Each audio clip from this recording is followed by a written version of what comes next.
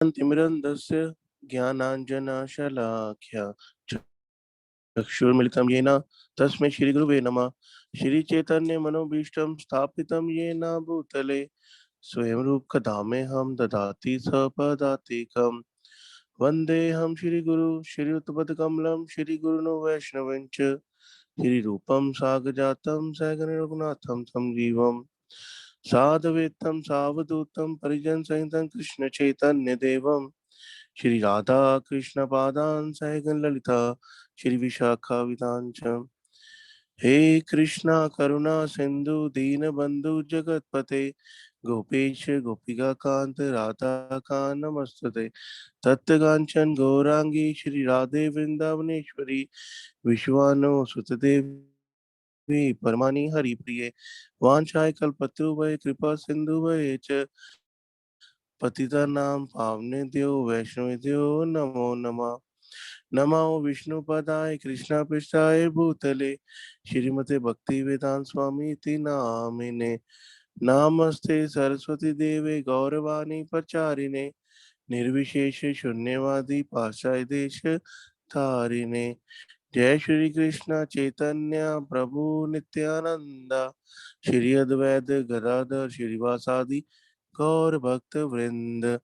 हरे कृष्णा कृष्णा कृष्णा हरे हरे हरे राम राम राम हरे हरे। हरे कृष्णा कृष्णा कृष्णा हरे हरे हरे राम राम राम हरे हरे। हरे कृष्णा कृष्णा कृष्णा हरे हरे हरे राम राम राम हरे हरे। ओम नमो भगवते वासुदेवाय। ओम नमो भगवते वासुदेवाय। ओम नमो भगवते वासुदेवाय। कृष्णाय वासुदेवाय देवकी नंदनाय च नंदगोप कुमाराय गोविंदाय नमो नमः। हरे कृष्ण।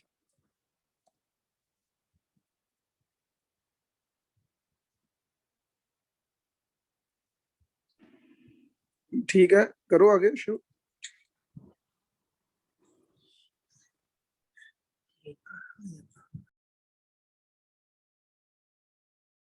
तो वही रितिका करती है, मेरे को भी आया नहीं पूरा। ओके ठीक है, बोलिए। हरे कृष्ण भैया। दीपावली शेष आलोक प्रवेश निद्राचारी उठ जीव बोलो हरि हरि मुकुंद मुरारे राम कृष्ण हरे ग्रीव नरसिंह वामन श्री मधुसूदन ब्रजेंद्र नंदन श्यामा पूतना गातन कैटभ शातन जय दशरथी रामा यशोदा दुलाल गोविंद गोपाल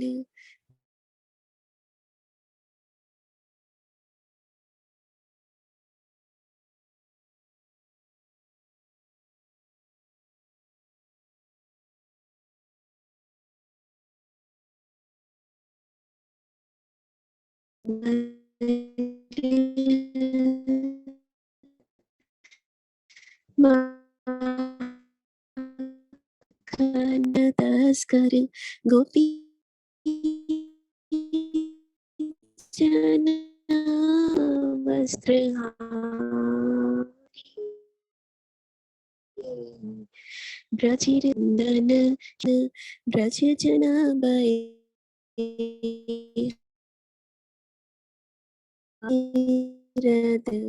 रूप मनोहर मोहन वंशी बिहारी यशोदानंदन कंसनि सूदन निकुंज रास विलासी कदम कानन रासपरायण वृंदावे पीन निवासी आनंद वर्धन प्रेम निकेतन फूल शरयोज काम गोपागनागन चित विनोदन समस्त गुण गण दाम यमुना जीवन केली पारायण मानस चंद्र चकोर नाम सुधारस गाओ कृष्णा यश राखो वचन मन मोर नाम सुधारस गाओ कृष्ण यश राखो वचन मन मोर विवावरी शेष आलोक प्रवेश निद्रा चाड़ी उठ जीव बोलो हरि हरि मुकुंद मुरारी राम कृष्ण हरे ग्रीव राम कृष्ण हरे ग्रीव राम कृष्ण हरे ग्रीव हरे कृष्ण नमस्ते नरसिंहाय। प्रभु जी गाऊं? हाँ जी, हाँ जी।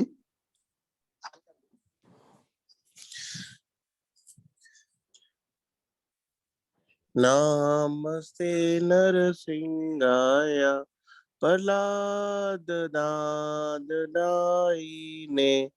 हिरण्यकाशीपुरवक्षः शीलटङ्कालनखालाय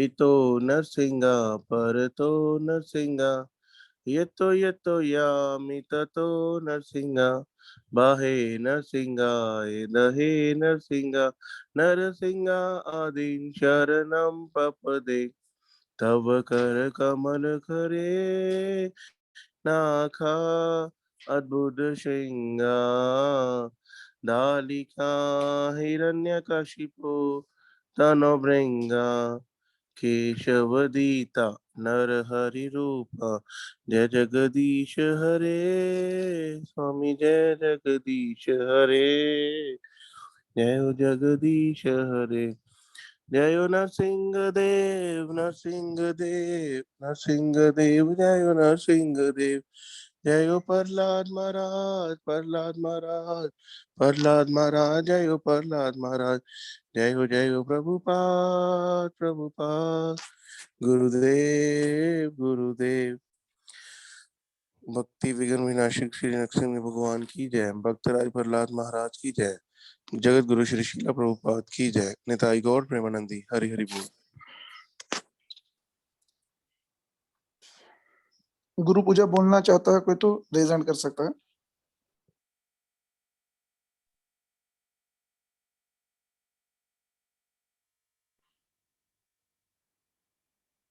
हरे कृष्णा। हाँ जी, बोलिए मोनिका माता जी, बोलिए।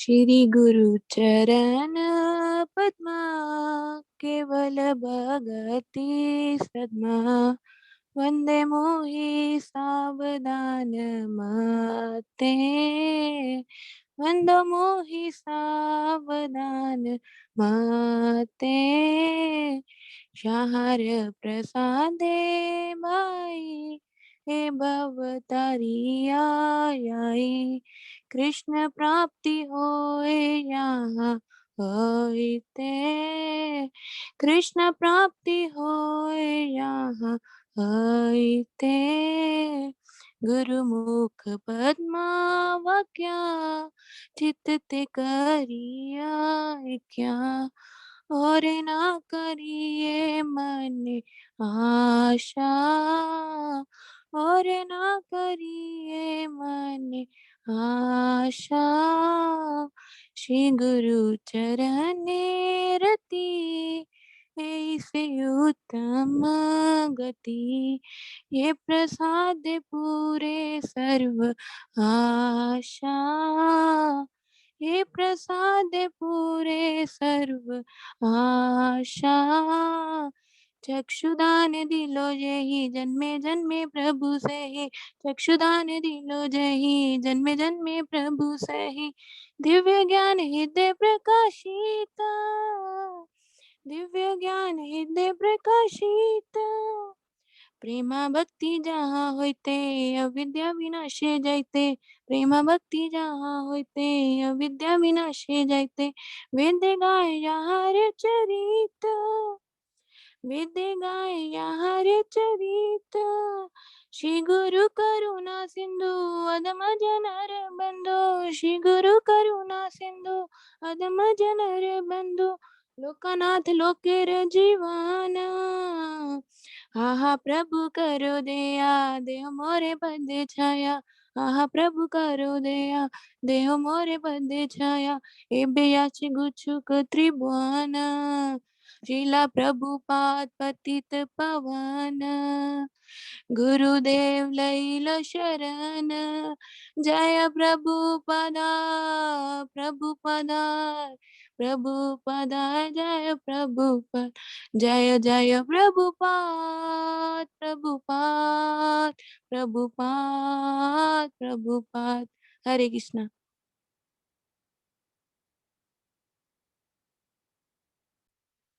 हरे कृष्णा। नमो विष्णु पादाय कृष्ण पृष्ठाय भूतले श्रीमते नव योगेंद्र स्वामी नामिने, नमस्ते प्रभुपाद देवे नाम संकीर्तन प्रचारिणे, निर्विशेष शून्यवादी समस्त देश तारिणे।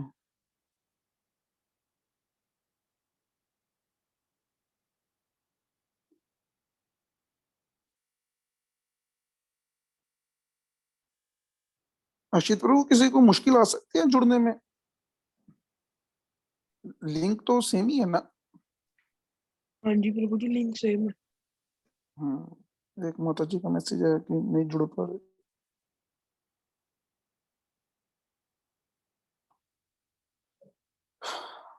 हम सबका स्वागत है आज की इस भगवत गीता की कक्षा में, जिसमें हम लोग चर्चा कर रहे हैं श्रीमद् भगवत गीता दूसरा चैप्टर।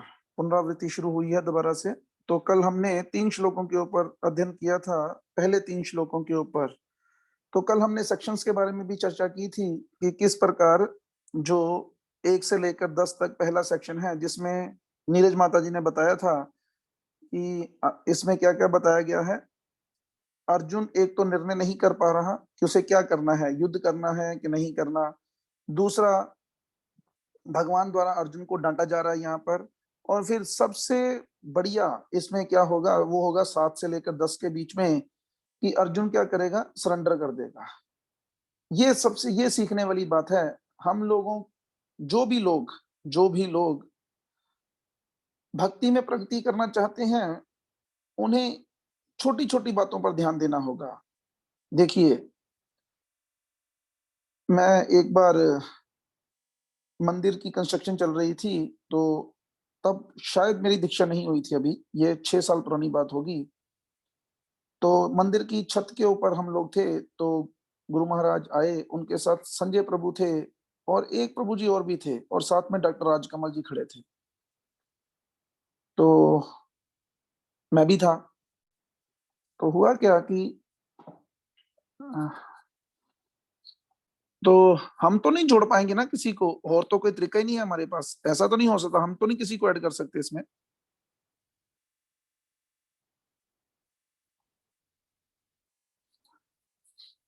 मैं इसको अक्षित प्रभु, मैं आपको एक नंबर भेज रहा हूँ, आप एक बार बात कीजिएगा उनसे और कि क्या मुश्किल आ रही है उनको। हाँ जी प्रभु जी, भेज दो।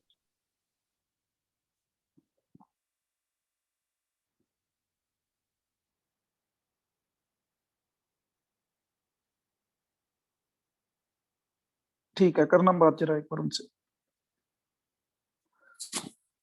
तो वहां पर क्या हुआ, डॉक्टर राजकमल जी ने एक प्रश्न किया, उसका उत्तर मुझे भी आता था, संजय व्यास प्रभु को भी आता था, और दूसरे तीसरे बंदे को भी आता था। लेकिन उन्होंने तो प्रश्न किससे किया, महाराज से किया। तो महाराज ने उसका उत्तर दिया। तो महाराज ने जब उसका उत्तर दिया, तो मानो उस उत्तर के बावजूद भी कुछ बोला जा सकता था। कई बार होता है ऐसा कोई है नहीं कि नहीं बोला जा सकता और कुछ। तब संजय व्यास प्रभु ने हाथ खड़ा किया। उनको समझ नहीं लगी, डॉक्टर आई कमल को समझ नहीं लगी कि ये हाथ क्यों खड़ा किए हैं। तब गुरु महाराज संजय व्यास प्रभु से कहे कि संजय तुम कहना चाहते हो कुछ? तो कहते हैं हाँ महाराज मैं कहना चाहता हूँ कुछ। तो कहते हैं, तब उन्होंने बोला कि महाराज जैसे इन्होंने पूछा ना ये, तो एक बार ऐसे मेरे साथ भी हुआ था। तो ये जो उन्होंने बड़ा सुंदर जवाब दिया। तब डॉक्टर राजकुमार जी बड़े हैरान हुए। कहते यार मैं उत्तर से तो इतना हैरान नहीं हूं, लेकिन जो आपका एटिकेट था इससे मैं बहुत खुश हुआ हूं। मतलब कि आप अपने गुरु के सामने उनकी इजाजत के बिना कोई भी, अगर आपको वो पता भी है बात, तो वो नहीं बोले। उसके बाद इसी प्रकार की एक घटना और घटी। ये मैं अभी आपको लाइव घटनाएं सुना रहा हूं, उसके बाद एक शास्त्रों की घटना भी सुनाऊंगा। तो एक और घटना घटी कि एक महाराज जी के कमरे में 2-3 लोग थे, उनमें से अद्वैत आचार्य प्रभु भी थे उस वक्त। तब वहां पर भी आकर किसी व्यक्ति ने एक प्रश्न पूछा, तो महाराज ने उत्तर दिया, लेकिन जब वो व्यक्ति इतना सेटिस्फाइड नहीं हुआ, तब जब वो व्यक्ति चला गया, तब अद्वैत आचार्य प्रभु ने महाराज से कहा कि महाराज बंदा वैसे खुश नहीं हुआ, लोगों को समझ नहीं लगती, तो ये भी उदाहरण क्या लगता है आपको, दे सकते हैं उसको?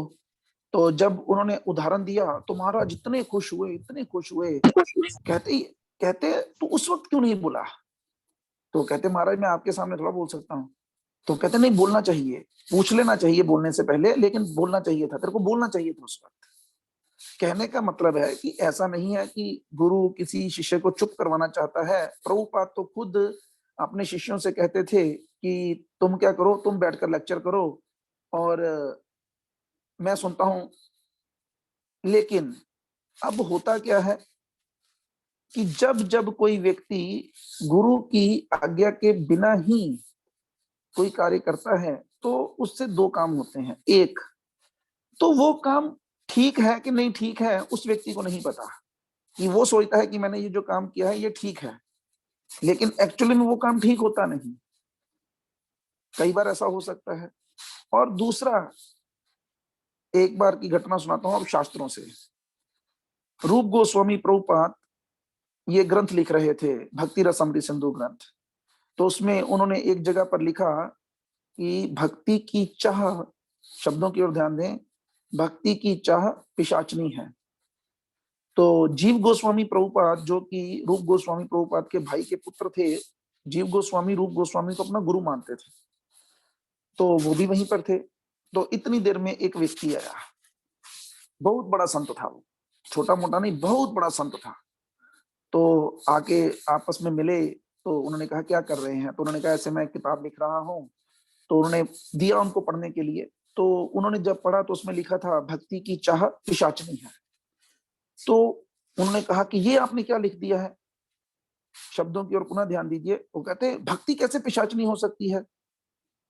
भक्ति नहीं, मुक्ति, मुक्ति की चाह पिशाचनी है। तो उन्होंने कहा कि ये मुक्ति कैसे पिशाचनी हो सकती है, ये लाइन आपकी ठीक नहीं है। तो रूप गोस्वामी इतने विनम्र, इतने विनम्र, उन्होंने कहा कि वो गलती हो गई, काट दीजिए। तो उन्होंने पेन दिया, उन्होंने काट दी, दूसरों ने चले गए। जीव गोस्वामी से ये बर्दाश्त नहीं हुआ और वो पीछे गए, वहां पे नहीं कुछ बोले, पीछे गए। और पीछे जाके कहते कि आपने कैसे मेरे गुरु महाराज को ये कह दिया कि उन्होंने गलत लिखा है? क्या पढ़ा आपने? उन्होंने लिखा था मुक्ति की चाह पिशाचनी है, कि अगर कोई व्यक्ति मुक्ति की चाह रखता है ना, तो ये पिशाचनी की तरह है। तब उन संतों को भी अपनी गलती का एहसास हुआ और वो वापिस आए। ध्यान दीजिए शब्दों पर पुनः, वापिस आए और वापिस आके रूप गोस्वामी प्रभुपाद से माफी मांगी कि ओहो मुझसे गलती हो गई। ये आपका शिष्य बहुत समझदार है, इसने देखो कितने अच्छे तरीके से समझाया कि मैं तो गलती कर गया था एक। तब अब अगर देखा जाए तो रूप गोस्वामी प्रभुपाद जी को जीव गोस्वामी पर प्रसन्न होना चाहिए कि नहीं होना चाहिए? कौन उत्तर देना चाहेगा इस प्रश्न का? रेज हैंड करना है।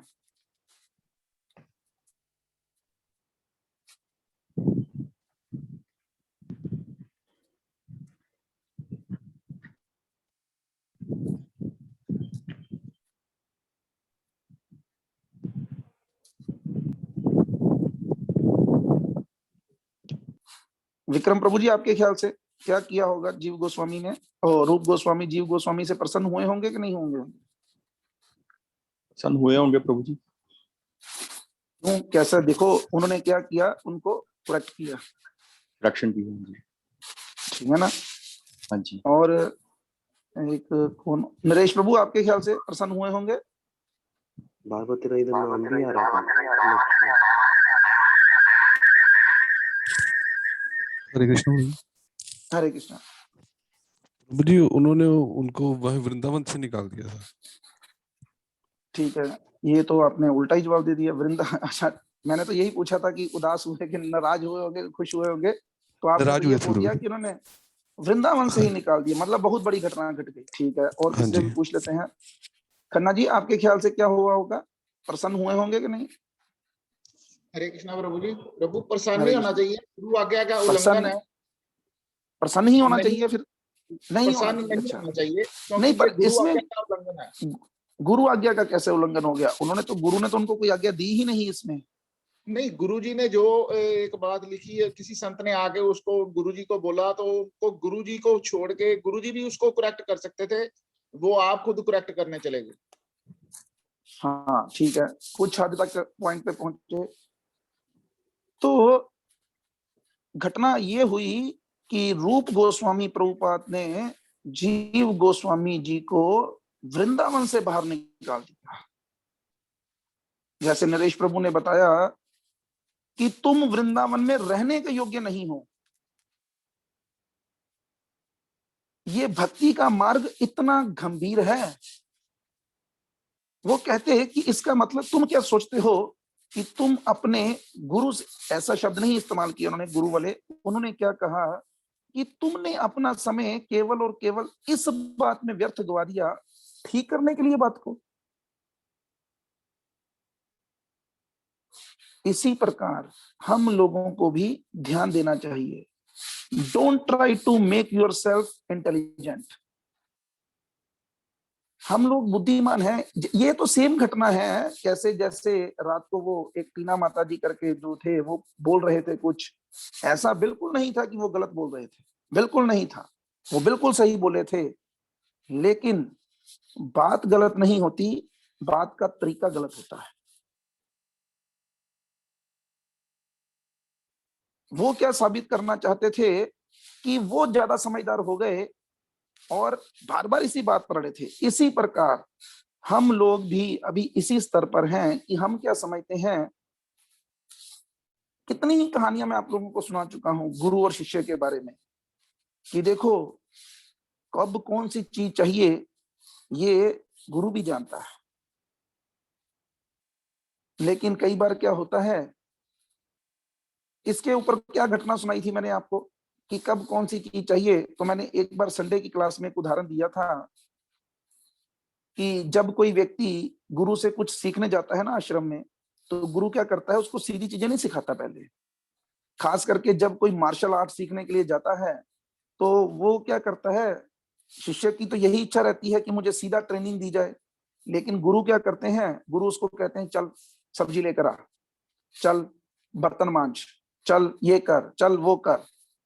जैसे अगर आप पिक्चरें देखते हैं तो आपने पिक्चरों में देखा होगा, ये 2-3 पिक्चरों में ये थी चीज कि वो आता है ट्रेनिंग लेने के लिए, तो वो उससे रोटियां बनवाता है बेलने के ऊपर, बेलने से। तो वो कहता है कि मैं यहाँ रोटियां बनाने आया हूँ। लेकिन बाद में उसे पता चलता है कि वो चीजें करते करते ही वो क्या कर रहा है, वो भक्ति में उस चीज में ट्रेंड हो रहा है। लेकिन अगर हम किसी अनजान के हाथ में कोई बड़ी चीज पकड़ा देंगे ना, तो क्या होगा, वो व्यक्ति छोटी चीजों से भी चला जाएगा। अगर नर्सरी के बच्चे को 10वीं का सिलेबस दे दिया जाएगा तो नर्सरी का बच्चा क्या करेगा, उस सिलेबस से कोई लाभ नहीं ले सकेगा। इसलिए प्रभुपाद जी ने खास करके सब भक्तों को सावधान किया कि भाई 10वां स्कंद मत पढ़ने बैठ जाना, क्योंकि तुम सोचोगे कि मैं मुख के दर्शन करता हूं, लेकिन वो मुख का दर्शन क्या करेगा, तुम्हें गिरा देगा। मेरे साथ जीवन में घटना घटी। मैंने चैतन्य चरितामृत जब पढ़ी, जब मैं पढ़ रहा था, तो उसमें 3-4 किताबों का वर्णन आया, माधुर्य कदम्बिनी और भी, और वो कोई सदा साधारण किताबें नहीं है, वो विश्वनाथ चक्रवर्ती द्वारा लिखी गई, वृंदावन दास ठाकुर द्वारा लिखी गई किताबें थी। और मैंने क्या किया, मैंने उनको सर्च करना शुरू कर दिया नेट के ऊपर। मैंने नोट कर ली किताबें और सर्च करना शुरू कर दिया, मिल गई, नेट अमेजोन से मिल गई। लेकिन भगवान ने बुद्धि दी तो मैंने अपने शिक्षा गुरु को फोन किया वृंदावन में कि प्रभु जी ये किताबें मैं लेना चाहता था, तो आप गाइड कीजिए। तब वो हंसे, कहते कहाँ से सुन लिया नाम? तो मैंने कहा जी चैतन्य चरितामृत में। कहते हाथ भी नहीं लगाना इनको अभी, ध्यान दीजिए, कहते हाथ भी नहीं लगाना अभी इनको। मैं ये कुछ लोगों को सावधान करना चाहता हूं जो ज्यादा स्पीड से आगे बढ़ने की इच्छा रखते हैं। तो ध्यान दीजिएगा, अगर पहला पैर उठाया है और पहला रखे बिना दूसरा उठाएंगे तो क्या होगा? गिरेंगे, और ऐसा गिरेंगे कि उठने के लिए बाद में मुश्किल हो जाएगी। तो वो मेरे को बोले, कहते कि इन किताबों को अगर आप अभी पढ़ेंगे तो आप जो भक्ति कर पा रहे हैं ना, उससे भी चले जाएंगे। मैं बड़ा हैरान हुआ। मैंने कहा प्रभु जी ये तो विश्वनाथ चक्रवर्ती द्वारा लिखी गई किताबें हैं। कहते हैं इनमें जो वर्णन किया गया है ना, अभी उनको समझने के योग्य हम लोग नहीं है। और उन्होंने मुझे फिर 2-3 घटनाएं बताई कि जो लोग अल्प बुद्धि में इन किताबों को पढ़े उनका क्या हाल हुआ। और लोग क्या होता है कि उन किताबों को पढ़कर बेसिकली तो लोगों के अंदर से काम वासना खत्म होनी चाहिए, लेकिन वो दोबारा से काम वासना में लग गए और उनका पतन हो गया। तो इसलिए क्या करना चाहिए? देखिए, आगे बढ़ना कोई बुरी बात नहीं है, सबको अधिकार है आगे बढ़ने का। लेकिन ये बातें अभी सुनकर आप में से कुछ लोगों को ये भी लगता होगा कि यार ये तो कोई दमदार बात नहीं है। हो सकता है किसी में कैपेसिटी हो, लेकिन वो कैपेसिटी चेक करने के लिए भी एक थर्मामीटर होता है, और उसी थर्मामीटर को कहते हैं गुरु। इसलिए जो भी करें, देखिए ये शब्द उनके लिए हैं जो भक्ति में आगे बढ़ना चाहते हैं। जो ज्ञान में आगे बढ़ना चाहता है उनके लिए ये शब्द नहीं है। ज्ञान जो है वो भक्ति मार्ग में एक अवरोधक है। हमने इस लाइन में देखा है कि ज्ञानी बनना कोई बड़ी बात है ही नहीं, लेकिन बनना है ना तो भक्त बनने का प्रयास करना चाहिए। तो यही चीज अर्जुन ने इस चैप्टर में की। ये उसने क्या किया, हम जब 7वें श्लोक में पहुंचेंगे तब आपके साथ ये चर्चा की जाएगी। तो अभी कल हमने देखा था कि दूसरे और तीसरे श्लोक में अर्जुन ने जब युद्ध करने से इनकार कर दिया था तो भगवान बोलना शुरू किए और डांटे अर्जुन को मित्र की भांति, क्योंकि अभी वो मित्र ही था। लेकिन इतना भी आसानी से नहीं, यहां तक बोल दिया उसको कि तुम क्या हो, तुम नपुंसक हो, ये नपुंसकों जैसी हरकतें क्यों कर रहे हो। तब अर्जुन उवाचा, जब किसी को इतना बोल दिया जाए तो वो शांत नहीं रहेगा। जैसे अभी मान लो मैं बोला हूं, तो हो सकता है कि इसके बदले में किसी का फोन आ जाए कि यार ये आपने इतनी बातें बोल दी, क्या हो गया, कुछ इतनी बड़ी घटना तो नहीं घटी थी कोई भी। तो लेकिन उसी प्रकार अर्जुन भी अब अपने आप को ये बताने के लिए कि मैं तो आपसे ये बोला हूं कि मैं युद्ध नहीं करूंगा, कोई बुरी बात बोला हूं आपको। तो 4 नंबर श्लोक पढ़ते हैं। तो पढ़ने के लिए कुछ लोग रेज हैंड कर सकते हैं।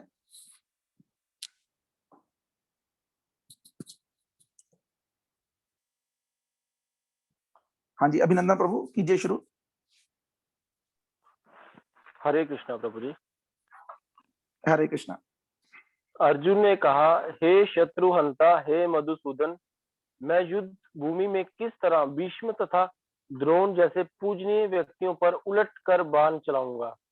हाँ, तो देखो अर्जुन कहता है कि हाथ धो गई, मैं आपको कह रहा हूं मैं बाण नहीं चलाऊंगा, तो क्या मतलब मैं कायर हो गया, नपुंसक हो गया? अरे ये मेरे गुरु हैं, अब गुरु के ऊपर कैसे बाण चलाऊं? आप ऊपर से मुझे नपुंसक ही जा रहे हो। तो ये तो कोई मुझे समझ नहीं लगी आपकी बात, ये आप क्या कह दिए मेरे को। फिर अगला श्लोक पढ़िएगा। ऐसे महापुरुषों को जो मेरे गुरु हैं, उन्हें मारकर जीने की अपेक्षा इस संसार में भीख मांग कर खाना अच्छा है। भले ही वे सांसारिक लाभ के इच्छुक हो, किंतु है तो गुरुजन ही। यदि उनका वध होता है तो हमारे द्वारा भोग्य प्रत्येक वस्तु उनके रक्त से सनी होगी। ठीक है, अभी जो पिछला श्लोक था, अगर आपने उसमें शब्द देखा हो ना, तो उन्होंने भगवान को किस शब्द से संबोधित किया था? शत्रुहंता और मधुसूदन। मधुसूदन नाम है मधुसूदन का नाम ही शत्रुहंता होता है। शत्रुहंता। और अरिसूदन, अगर लास्ट शब्द देखे ना, तो अरिसूदन का मतलब होता है शत्रुओं को मारने वाला। तो अभी देखिए, भगवान को अर्जुन क्या कह रहे थे कि आपने तो क्या किया था, असुरों को मारा था, और अब आप मुझे कह रहे हैं कि मैं अपने गुरुओं को मार दूं। जबकि अर्जुन यहाँ पर 101% गलत था। पता कैसे? इससे पहले अर्जुन इन सब के ऊपर आक्रमण कर चुका था एक बार। अब ये सामने खड़ा था ना अर्जुन, इससे पहले विराट नरे वहां पे युद्ध हुआ था, तो वहां पे अर्जुन ने इन सब पे तीर चलाए थे, लेकिन तब उसने नहीं पूछा कृष्ण से। तो कहने का मतलब क्या है, हम लोग बड़े ही स्वार्थी लोग हैं। जैसे मानो आप हैं, मैं हूं, जब आपको अपना कोई काम करना होगा ना, तब नहीं आप किससे पूछेंगे। आप देखिएगा, बड़े बड़े काम हम बिना पूछे कर देते हैं, और छोटे छोटे कामों के लिए पूछने चले जाते हैं। तो अर्जुन का भी कुछ ऐसा ही चल रहा था। तो अर्जुन कहना चाहते थे कि आप मधुसूदन हैं, कि अगर आप राक्षस को मारना चाहते हैं तो, लेकिन अब आप मुझे गुरु और इनको दादा को मारने के लिए बोली जा रहे हैं। तो आपने तो कभी किसी रिश्तेदार को मारा नहीं। यहाँ पे भी अर्जुन झूठ बोल रहा था। अर्जुन को क्या पता नहीं था कि भगवान ने अपने मामा को मारा था? इसलिए सारी की सारी बातें वो जो कर रहा था ना, ये सिर्फ और सिर्फ अपने आप को सेटिस्फाइड करने के लिए बोल रहा था। तो यहाँ पर फिर 5वें श्लोक में जैसे आपने पता पढ़ा, गुरुन भीष्म द्रोण कृपाचार्य के लिए शब्द इस्तेमाल हुआ है। अर्जुन शास्त्र के हिसाब से कहते हैं कि गुरु अगर गलत हो ना, तो उसको छोड़ सकते हैं, पर इनको मारना क्यों?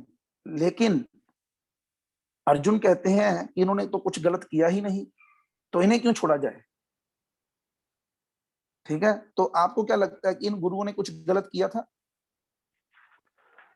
प्रभु जी, जो गुरु थे, उन्होंने जब द्रौपदी का हुआ था ना, वो उसमें तो बोले नहीं थे वो। हाँ, बस तो यही भगवान इनको कहेंगे कि एक्चुअल में जब द्रौपदी ने सभा में मदद के लिए पुकारा, तब ये लोग चुप रह गए।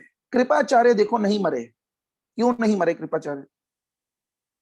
उन्होंने ऑब्जेक्शन किया था, क्योंकि वही बोले थे बस। एक्चुअली भीष्म पितामह ने एक जगह पर धृतराष्ट्र से कहा था ये क्या, कि मैं प्रतिज्ञा में बंधा हूं, ठीक है ना। और भीष्म देव ने एक जगह युधिष्ठिर से ये भी कहा था कि मैं धन से बंधा हूं। खैर ये शब्द कहीं पे मिलेंगे नहीं। द्रोणाचार्य ने ये शब्द इस्तेमाल किए थे। द्रोणाचार्य ने जब गुरु पद स्वीकार किया था ना, तो उनको जरूरत थी, इसलिए वो उनके साथ बंध गए थे। और उन्होंने कहा भी था कि देखो भाई, इसने हस्तिनापुर ने हमें पाला है, तो हम इसके साथ विरोधी जो है, हम उसका साथ नहीं दे सकते। मतलब अगर कोई आपको धन दे दिया, तो अगर वो गलत भी है तो आप उसका साथ देंगे, तो ये ठीक नहीं है, ठीक है ना। तो अभी भीष्म देव एक प्रतिज्ञा में बंधे थे, लेकिन आप सब लोगों को भीष्म देव के बारे में मालूम ही होगा कि ये भी एक भगवान के भक्त हैं। कहां से आए थे? पार्थसारथी, वैकुंठ लोक से आए थे। ये क्यों आए थे? तो ये स्टोरी मैं उम्मीद करता हूं आप में से कई लोगों को पता होगी कि बेसिकली क्या था। ये तो भगवान की लीला में पार्टिसिपेट करने के लिए आए थे, लेकिन किसके, अभी इसमें भी बड़ी घटनाएं होती हैं। जैसे आपको शायद पता हो कि भगवान शिव ने एक बार क्या किया था, कामदेव को भस्म कर दिया था। पता है आपको? हाँ जी कर दिया, ठीक है, उनको कर दिया ना। हाँ, तो प्रद्युम्न जो थे, वो बताया जाता है वो किसके अवतार थे? वो कामदेव के अवतार थे। ऐसा इसमें कृष्ण ड्रामे में बताया जाता है कि जब प्रद्युम्न पैदा हुए ना, कृष्ण के पुत्र जो पैदा हुए, तो जो एक रति नाम की शायद स्त्री थी या जो भी था उसमें, कि वो जानती थी कि ये क्या है, ये वो है कामदेव हैं। उसी प्रकार हनुमान जी को भी क्या कहा जाता है? हनुमान जी को कहा जाता है किसके पुत्र? केसरी नंदन, अंजना पुत्र, और साथ में शिव के अंश हैं और किसके, वरुण देव, उसके वायुदेव के पुत्र हैं। तो ये सब कुछ एक ही कैसे हो जाता है? तो ये होता कैसे है कि जो ये लोग होते हैं ना, कई बार एक ही शरीर में 2-3 पर्सनैलिटीज काम करती हैं।